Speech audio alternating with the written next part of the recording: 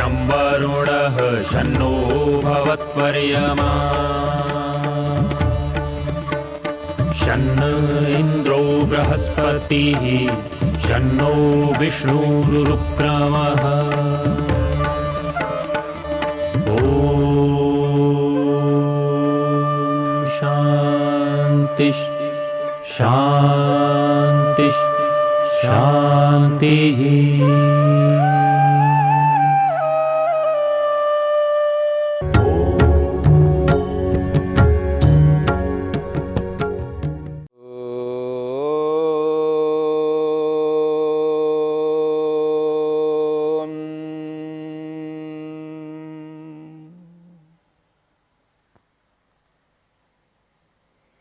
साधन पाद के 15वें सूत्र को लेकर के हम विचार कर रहे हैं।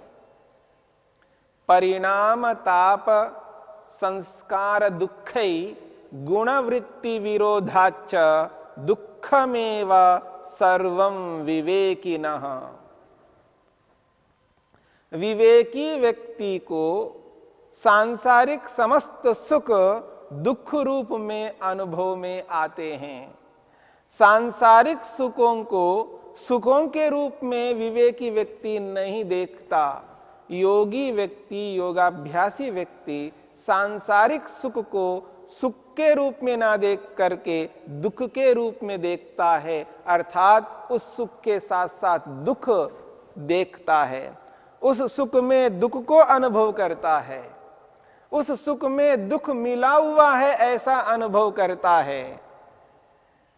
जैसे दूध है, दुग्ध, दूध यदि शुद्ध है, जिसमें पानी नहीं मिलाया जाए, केवल गाय से दूध दोहा है और वो एक दूध है। और दूसरा ऐसा दूध है जिसमें दूध भी है और पानी भी है, दूध में पानी मिला हुआ है। दूध तो है पर शुद्ध नहीं है। मेरी बात को समझने का प्रयत्न करना। दूध तो है पर उस दूध में पानी मिला हुआ है, इसलिए वो दूध शुद्ध नहीं है। ठीक इसी प्रकार से संसार में जो भी सुख है, जिस किसी भी प्रकार का सुख है, वह सुख केवल सुख नहीं है, उस सुख में दुख मिला हुआ है। इसी बात की ओर महर्षि पतंजलि संकेत करते हैं। परिणाम दुख है उस सुख में, जिस सुख को सुख मान करके व्यक्ति प्राप्त कर रहा है, उस सुख में परिणाम दुख है। उस सुख में ताप दुख है, उस सुख में संस्कार दुख है, उस सुख में गुणवृत्ति विरोध दुख है। चार चार दुख हैं। इसलिए विवेकी व्यक्ति, योगी व्यक्ति उस सुख को सुख ना मानकर दुख रूप मान करके उसका त्याग करता है, उस सुख से ऊपर उठ जाता है, सांसारिक सुख को नहीं चाहता है। क्यों?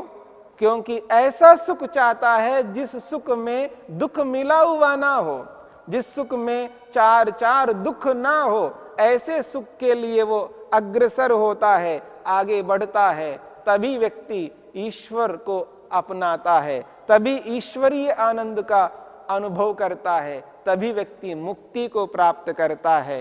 यदि सांसारिक सुख को सुख मान करके प्रवृत्त होता है तो उस सुख से कभी भी ऊपर उभर नहीं सकता। इस बात को समझने की चेष्टा करनी है। ऐसा योगी इसलिए करता है, योगी तत्वदर्शी होता है, वस्तु के यथार्थ स्वरूप को अनुभव करता है। जैसे एक वैज्ञानिक, एक साइंटिस्ट किसी भी पदार्थ को, उसके विषय से संबंधित किसी पदार्थ को अनुभव करता है, वो तत्वतः अनुभव करता है, वस्तु के यथार्थ को एहसास करता है, अनुभव करता है। सामान्य लोग उस तत्व को अनुभव नहीं कर पाते हैं। उस वस्तु की वास्तविकता क्या है, जिस प्रकार से एक वैज्ञानिक, एक साइंटिस्ट अनुभव करता है, ठीक उसी प्रकार से एक योगी व्यक्ति अनुभव करता है ये जो संसार के जितने भी सुख हैं, उन सुखों में वास्तव में दुख तो नहीं है, तो उनको दिखाई देता है। उनको 4 प्रकार के दुख दिखाई देते हैं। इसलिए ये जो सुख है, इस सुख से ऊपर उभर करके वो ईश्वरीय सुख को, ईश्वरीय आनंद को प्राप्त करते हैं और वो मुक्त हो जाते हैं। इसी के लिए हमें यह मनुष्य जन्म मिला है। ईश्वरीय आनंद को पाने के लिए यह जन्म है।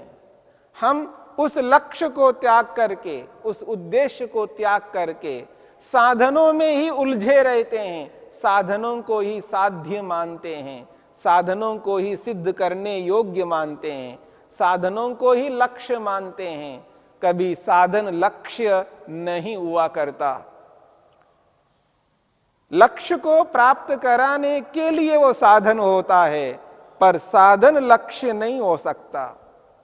जो वहां तक पहुंचाने वाला है वो साधन है।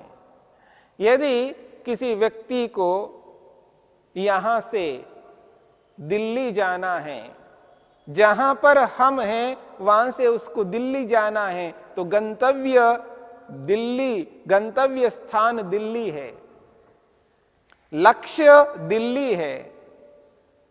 और वहां तक जाने के लिए कोई व्यक्ति कार अपना सकता है, बस को अपना सकता है, या रेल को, ट्रेन को अपना सकता है, या कोई हेलीकॉप्टर को अपना सकता है, कोई विमान को अपना सकता है। ये सब साधन हैं। यदि कोई व्यक्ति गंतव्य स्थान दिल्ली को छोड़ करके यदि उस साधनों में ही लगा रहे, उसी को ही गंतव्य स्थान अनुभव करने लगे, इससे बढ़कर अधिक अविद्या क्या हो सकती है? इससे बढ़कर मूर्खता क्या हो सकती है कि व्यक्ति गंतव्य स्थान को तो छोड़ दिया है और साधन को ही सब कुछ मान लिया है। यही स्थिति मनुष्य की हो रही है। सारा का सारा संसार ये साधन है, ये साध्य नहीं है। साध्य तो ईश्वर है, साध्य तो ईश्वरीय आनंद है, जिसे हमें सिद्ध करना है। जो हमारा लक्ष्य है, जो हमारा उद्देश्य है, वो ऐसा सुख है जिस सुख के लिए ये सारा का सारा संसार है। इस संसार के माध्यम से हम उस सुख तक पहुंच सकते हैं, परंतु व्यक्ति इस साधन को ही सब कुछ मान बैठा है। इस स्थिति से ऊपर उभरना है, इस बात को समझना है। महर्षि वेदव्यास ने एक विशेष बात कही। वो कहते हैं, विषय सुखम च अविद्या इत्युक्तम। विषय सुखम, ये जो विषयों में सुख मानना, ये अविद्या है। विषयों में सुख मानना अविद्या है। ये जो वचन है, विषय सुखम च अविद्या इति उक्तम, विषयों में सुख मानना ये अविद्या है, मूर्खता है, ना समझपन है। इस वाक्य के जो अर्थ निकाले जाते हैं वो 2 प्रकार के अर्थ निकाले जाते हैं, और उन 2 अर्थों में एक अर्थ उचित है और एक अर्थ अनुचित है। इस स्थिति को, इस बात को समझने की चेष्टा प्रत्येक योगाभ्यासी को करनी चाहिए। जब विषय सुखम च अविद्या का अभिप्राय वो ये लेता है कि विषयों में सुख है नहीं, लेकिन कोई व्यक्ति विषयों में सुख मानता है, वो अविद्या है।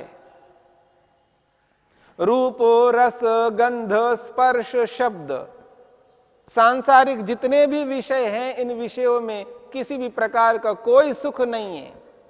इसमें सुख है ही नहीं, इन विषयों में सुख नहीं है, ऐसा जो अर्थ करता है ये अनर्थकारी है। यह अनर्थकारी है क्योंकि विषयों में सुख है, परंतु महर्षि वेदव्यास कहना चाहते हैं, विषय सुखम च अविद्या, विषयों में सुख मानना अविद्या है। क्या महर्षि वेदव्यास की बात मानी जाए या संसार में अनुभव करने वाले लोगों की बात मानी जाए। संसार में प्रत्येक मनुष्य यह अनुभव करता है, प्रत्यक्ष रूप से एहसास करता है, सांसारिक विषय भोगों में सुख है, तभी उन विषयों के प्रति अग्रसर होता है, उनके प्रति दौड़ लगाता है, उनको अपनाना चाहता है। यहां पर केवल समझने वाली बात है। महर्षि वेदव्यास भी ठीक कह रहे हैं और संसार के लोग भी ठीक कह रहे हैं, लेकिन समझने की बात है। क्या समझने की बात है? जो संसार के लोग कहते हैं कि विषयों में सुख है, इसीलिए हम बार बार उनके पीछे दौड़ते हैं, वो सही कह रहे हैं, ठीक कह रहे हैं। और महर्षि वेदव्यास भी कहना चाहते हैं विषयों में सुख नहीं है, वो भी ठीक कहना चाह रहे हैं। दोनों ठीक कैसे हो सकते हैं? इस बात को समझने की चेष्टा करनी है। जहां महर्षि वेदव्यास कहना चाहते हैं विषयों में सुख नहीं है और विषयों में सुख मानना अविद्या है, उनका अभिप्राय यह नहीं है कि विषयों में सुख मात्र का निषेध करते हैं। वो कहते हैं विषयों को ही सुख मानना, विषयों को पूर्ण सुख मानना, उससे हटकर के और अन्यत्र कोई सुख नहीं है, ऐसा नहीं है। विषयों में तो सुख है, पर वह सुख पूर्ण सुख नहीं है, वह सुख अधूरा है। उस सुख से तृप्ति नहीं मिल सकती, संतोष नहीं मिल सकता, उस सुख से निर्भयता प्राप्त नहीं हो सकती, उस सुख को अपना करके कोई भी व्यक्ति स्वतंत्र नहीं हो सकता। वह सुख आत्मा को तृप्त नहीं कर सकता। जो सुख आत्मा को तृप्ति नहीं दे सकता, जो सुख आत्मा को संतोष नहीं दे सकता, जो सुख आत्मा को निर्भीक नहीं बना सकता, जो सुख आत्मा को स्वतंत्र नहीं बना सकता, ऐसे सुख को प्राप्त करके आत्मा करेगा क्या? जिसको पाकर व्यक्ति अतृप्त हो जाए, जिसको पाकर आत्मा असंतुष्ट हो जाए, जिसको पाकर आत्मा भयभीत रहे, जिसको पाकर आत्मा परतंत्रता का अनुभव करे, ऐसे सुख को कोई भी आत्मा बुद्धिमान कभी स्वीकार नहीं कर सकता। विषय सुखम च अविद्या, विषयों में पूर्ण सुख मानना ये अविद्या है। विषय भोग ही हमारे लिए सब कुछ है। जो लोग ये अनुभव करते हैं ये विषय ही हमारे लिए सब कुछ है, इसके अतिरिक्त और कोई सुख नहीं है, यही सुख है, बस हमें यही चाहिए, इससे बढ़कर और कोई सुख नहीं हो सकता, ऐसे जो मानने वाले हैं उनके लिए कहा जा रहा है ऐसा नहीं है, यही पूर्ण नहीं है, इनसे ऊपर भी कोई सुख है और ऐसा सुख है जिसमें किसी भी प्रकार का दुख नहीं है। और ये जो संसार में मिलने वाला सुख है, ये सुख तो है लेकिन दुख मिला हुआ सुख है, इसलिए ये सुख पूर्ण नहीं है, यह सुख अपूर्ण है। इस सुख में दुख मिला हुआ है, ये ऋषियों का संदेश है। समस्त ऋषि लोग ये स्वीकार करते हैं इन विषय भोगों में पूर्ण सुख नहीं है। जब इन विषय भोगों में पूर्ण सुख नहीं है तो बुद्धिमान व्यक्ति इन विषय भोगों के प्रति अग्रसर नहीं होता, इन विषय भोगों को अपनाना नहीं चाहता। ये अंततोगत्वा ये बात सामने आ जाती है कि विषय भोगों में पूर्ण सुख नहीं है, और जिसमें पूर्णता नहीं है ऐसे सुख को विवेकी व्यक्ति प्राप्त नहीं करना चाहता है, ऐसे सुख को त्याग करना चाहता है, ऐसे सुख में दुख को अनुभव करता है, ऐसे सुख में परिणाम दुख को देखता है, ऐसे सुख में ताप दुख को अनुभव करता है, ऐसे सुख में संस्कार दुख को अनुभव करता है, गुण वृत्ति विरोध दुख को स्वीकार करता है। ऐसे सुख में चार चार दुख विद्यमान हो, ऐसे सुख को सुख नहीं मानता, उसको दुख रूप अनुभव करता है। इसी बात को समझाने के लिए महर्षि वेदव्यास कहना चाहते हैं, विषय सुखम च अविद्या। विषयों में पूर्ण सुख मानना ये अविद्या है, मूर्खता है, ऐसा कभी नहीं कर सकते।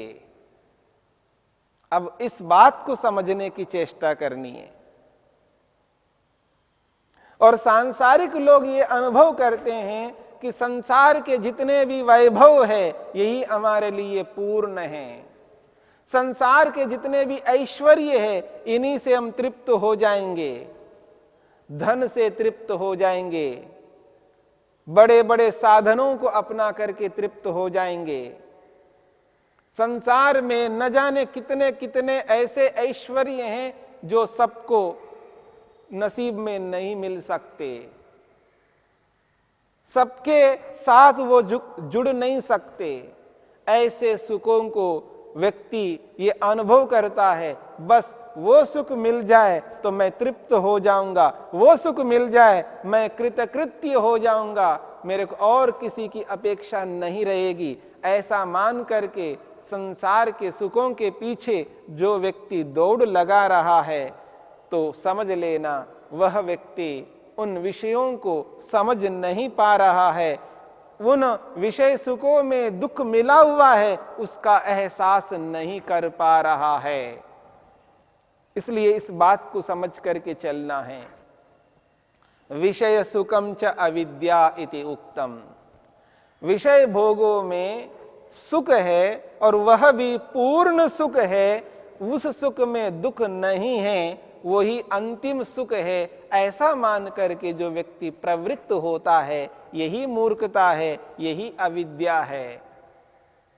और ऐसी मूर्खता विवेकी नहीं करता।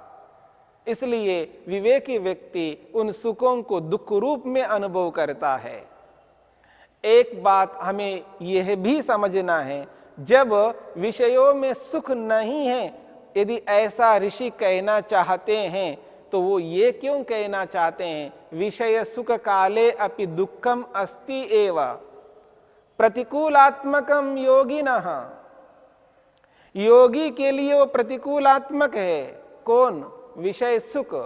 विषय सुख काले अपि, यानी विषय सुख को स्वीकार किया जा रहा है, पर उस सुख के साथ में दुख है, ये बात कहना चाहते हैं। और इस बात को न समझ करके कोई व्यक्ति ये कहता हो कि विषयों में सुख नहीं है, वो गलत है। विषयों में तो सुख है, पर उस सुख के साथ में दुख भी है। इस बात को समझना प्रत्येक योगाभ्यासी के लिए अनिवार्य है। ऐसा जानकर समझ करके ही व्यक्ति इन विषय भोगों से ऊपर उभरेगा और मुक्ति की ओर अग्रसर होगा, समाधि की ओर अग्रसर होगा, ईश्वर दर्शन के लिए अग्रसर होगा।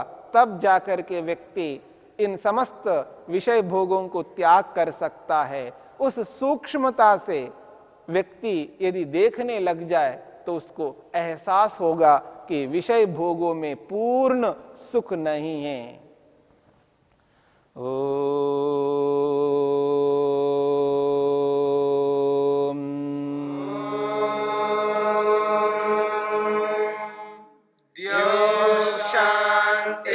शांतिरंतरिक्षं शांति पृथिवी शांतिरापः शांतिरोषधयः शांतिः वनस्पतयः शांतिर्विश्वे देवा शांतिर्ब्रह्म शांति सर्वं शांति शांतिरेव शांति क्षमा